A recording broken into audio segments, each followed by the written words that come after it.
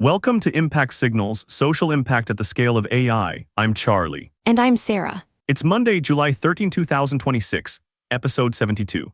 Today, a European Space Agency-backed wildfire model starts forecasting fire spread 12 hours out, live inside a platform fire agencies already use.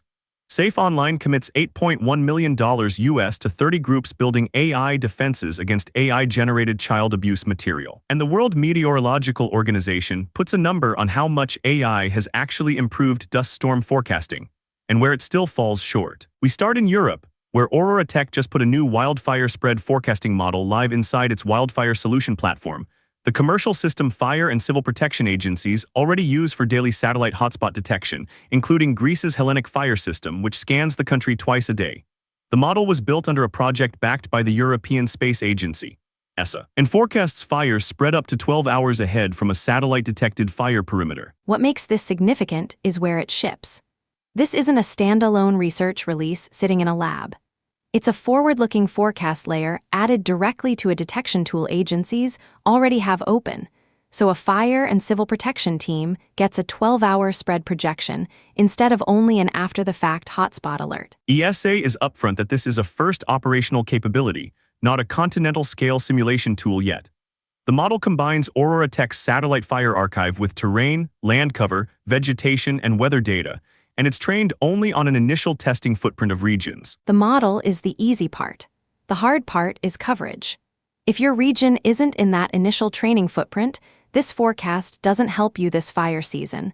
The model's real value depends on how fast ESA and OroraTech expand the training data. Next steps per ESA are full production deployment, field feedback from agencies already using the platform, and expanding the training dataset beyond that initial footprint. If your agency already runs OroraTech for detection, ask where your region sits in that training footprint before you rely on the fire spread forecast operationally. That's the design principle worth copying. Ship the forecast inside the tool people already open, not as a separate app they have to remember to check. Moving to child protection.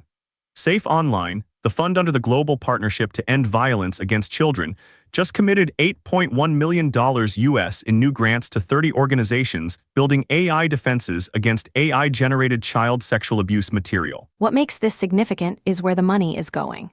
It's not just detection tooling.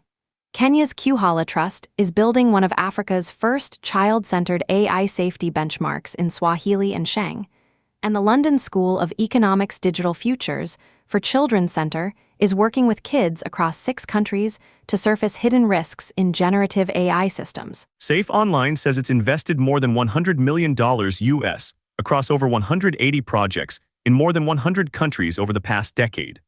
This round also funds a Mtoto News International and Kudunga Design Academy program, training 1,500 software developers across Eastern and Southern Africa in safety by design principles. The gap it fills is real. Most child safety AI funding has gone to detection after the fact, not to the safeguards and developer training that make deployment safe in non-English first markets. Child protection organizations should point funders to the Kuhala and London School of Economics projects as the template for what a localized AI risk assessment looks like. Second signal. The World Meteorological Organization, WMO, published its 10th Airborne Dust Bulletin this week, the first edition to dedicate a section to AI and satellite technology for dust monitoring and early warning. What makes this significant is WMO naming where AI actually works and where it doesn't. Machine learning approaches combined with satellite and ground observation have significantly improved mapping of global dust source hotspots. But the bulletin is candid that some AI systems handle short-lived local dust storms well and perform less consistently on the large, multi-day events that cross borders. The bulletin documents just how bad 2025 was.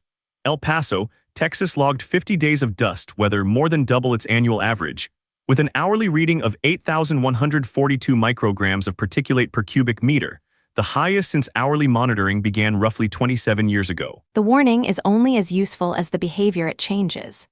For practitioners in dust corridors, the Sahel, the Middle East, Central Asia, the US-Mexico border, the move is to check WMO's dust storm early warning framework, for which AI approach is validated for their storm type, before trusting a vendor's forecast for short-fuse local alerts versus multi-day regional ones. On the disaster watch, in southeastern Bangladesh, monsoon floods and landslides have killed at least 51 people and affected more than 1 million, with the worst landslides concentrated near Cox's Bazar, home to the world's largest Rohingya refugee settlement.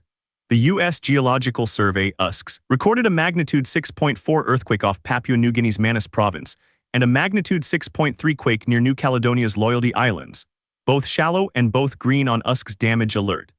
In Philadelphia, Mayor Cherelle Parker declared a disaster emergency after microburst winds up to 70 miles an hour tore a roof off a public housing building and displaced dozens of residents. And Madagascar's drought remains on an orange alert from the Global Disaster Alert and Coordination System, ongoing since April. The Bangladesh flooding is the one to watch against today's lead story. 267,918 households are stranded, and Cox's Bazar's refugee camps add a displacement layer that neither a wildfire spread model nor a dust bulletin touches.